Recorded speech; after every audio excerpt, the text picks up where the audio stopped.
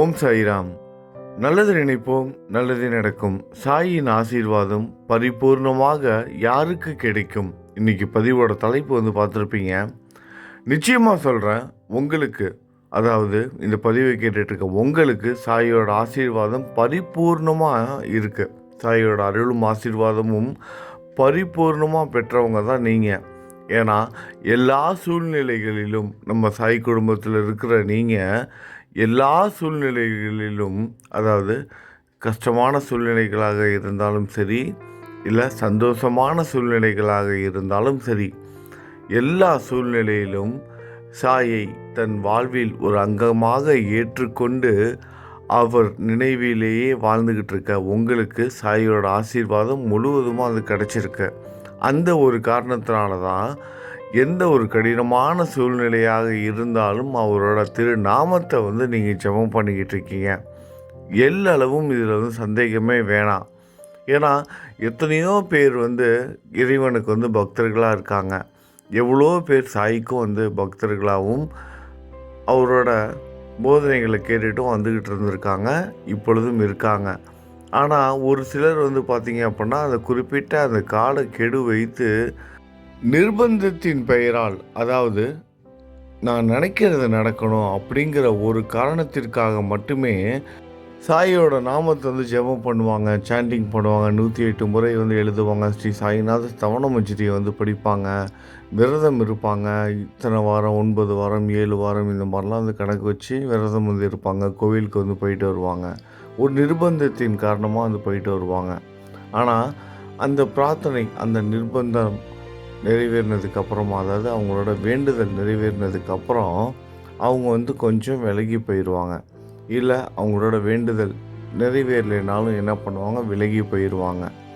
ஆனால் இது எல்லாத்தையும் கடந்து கடினமான சூழ்நிலைகளாக இருந்தாலும், சந்தோஷமான சூழ்நிலைகளாக இருந்தாலும் சாயை தன் வாழ்வில் ஒரு அங்கமாக ஏற்றுக்கொண்டு, ஏன்னா இந்த உலகத்தில் நமக்குன்னு, அதாவது நிறைய உணர்வுகள் இருக்குது, உணர்ச்சிகள் இருக்குது. தாம்பத்திய வாழ்க்கையில் ஈடுபடுறோம், குழந்தை இவங்க கூடலாம் நம்ம டைம் ஸ்பெண்ட் பண்ணுறோம், உறவினர்களோட டைம் ஸ்பெண்ட் பண்ணுறோம், அப்புறம் நண்பர்களோட சேர்ந்து நம்ம கேளிக்கை நிகழ்ச்சிகளுக்கெல்லாம் போயிட்டு வரோம், டிவி பார்க்குறோம், சினிமாவுக்கு பார்க்குறோம், சீரியல் பார்க்குறோம். இந்த மாதிரி நிறைய விஷயங்கள், பொழுதுபோக்கான விஷயங்கள் எல்லாத்துலேயும் கவனம் செலுத்த ஆரம்பிக்கிறோம். இந்த மாதிரி குடும்ப வாழ்க்கையில், அதாவது இந்த நார்மலான மெட்டீரியல் லைஃப் மூலமாகவும் என்ன பண்ணுவோம், கொஞ்சம் கொஞ்சமாக விலகி போயிடுவாங்க. அப்புறம் மீண்டும் அவங்களோட வாழ்க்கையில் ஏதாவது ஒரு துன்பம் வரும் பொழுது மீண்டும் இறை நாமத்தை ஜெபம் பண்ண ஆரம்பிப்பாங்க. அப்போ பார்த்திங்கன்னா முன்னாடி முதல் தடவை அவங்க பிரார்த்தனை செய்யும்போது, விரதம் இருக்கும் பொழுது உடனடியாக அவங்க பிரார்த்தனை நிறைவேறப்பட்டு இருக்கும். ஆனால் இரண்டாவது முறை இப்போ கொஞ்சம் காலதாமதமாகி கொஞ்ச நாளுக்கு அப்புறம் மீண்டும் திரும்பி வந்திருக்காங்கள, இரண்டாவது முறையாக இப்போ கொஞ்சம் லேட் ஆகும். அப்போ யோசிப்பாங்க, ஏன் எனக்கு இந்த தடவை சாய் நீங்கள் கை கொடுத்து காப்பாற்ற மாட்டீங்க, இந்த முறை என்னை ஏமாற்றிட்டீங்களே, என்னோடய பிரார்த்தனை நிறைவேறலையே அப்படின்னு. ஆனால் இது எல்லாத்தையும் தாண்டி ஒருத்தன் கஷ்டமாக இருக்கும்போதும் சரி, இன்பமான சூழ்நிலைகளில் இருக்கும் பொழுதும் சரி, சாயை தன் வாழ்வில் ஒரு அங்கமாக ஏற்றுக்கொண்டு எப்பொழுதும் அவரோட நினைவிலேயே எப்பொழுதும் அவர் நாமத்தை ஜெபம் செய்து கொண்டே எவன் ஒருவன் தன் வாழ்க்கையை கடத்துகிறானோ அவன் சாயின் பரிபூர்ணமாக ஆசீர்வாதம் பெற்றவன். சாயோட திரு நாமத்தை ஜெபம் பண்ணுறதே அது ஒரு பாக்கியம். அது ஒரு பிரார்த்தனை கிடையாது, ஒரு பாக்கியம். அந்த பாக்கியம் எல்லாருக்கும் கிடைச்சிடாது. இந்த கஷ்டமான சூழ்நிலைகளிலும் அவரோட நாமத்தை நீங்கள் ஜெபம் பண்ணிகிட்ருக்கீங்க பார்த்தீங்களா, அதுவே உங்களுக்கு கிடைச்சிருக்க மிகப்பெரிய ஒரு பாக்கியம், ஒரு ஆசீர்வாதம். இதை மனப்பூர்வமாக ஏற்றுக்கோங்க. என்னடா நான் இவ்வளோ கஷ்டப்பட்டுட்ருக்கேன், இந்த கஷ்டத்தோடு நான் இறை நாமத்தை ஜெபம் பண்ணிகிட்ருக்கேன், இது ஒரு ஆசீர்வாதமாக சொல்கிறீங்கன்னு நீங்கள் கொஞ்சம் குழப்பம் அடையலாம். ஆனால் சிறிதளவும் குழப்பம் வேணாம்.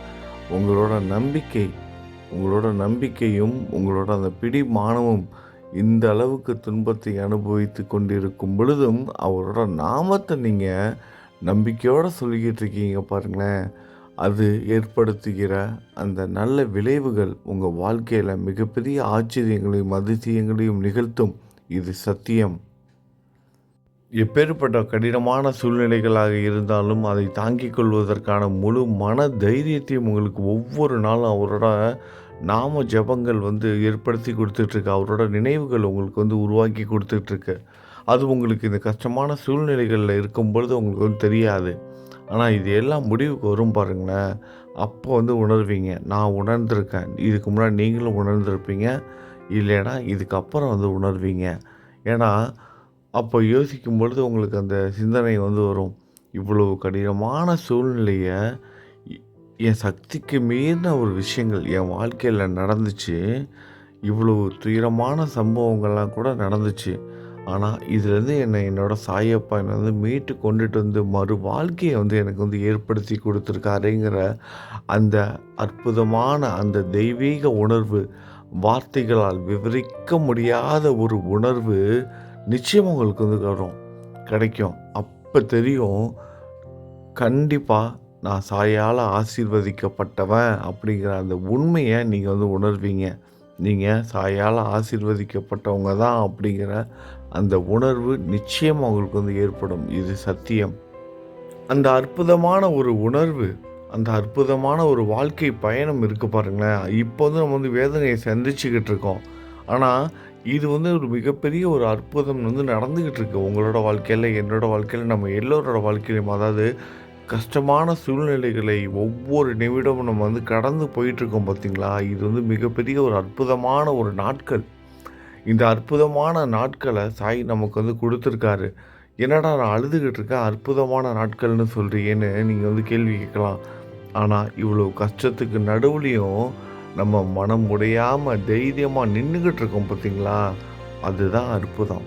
அந்த நம்பிக்கை தான் நாளைக்கு நம்ம வாழ்க்கையில் மிகப்பெரிய நல்ல விஷயங்களை ஏற்படுத்தி கொடுக்க போகுது.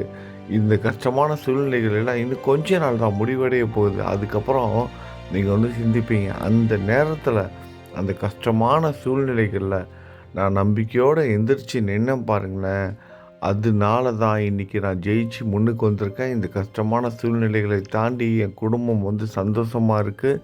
இல்லைனா அன்றைக்கே நான் இருக்கிற இடம் தெரியாமல் காணாமல் போயிருப்பேன். ஏன் நானும் சரி, என்னோடய குடும்பமும் சரி.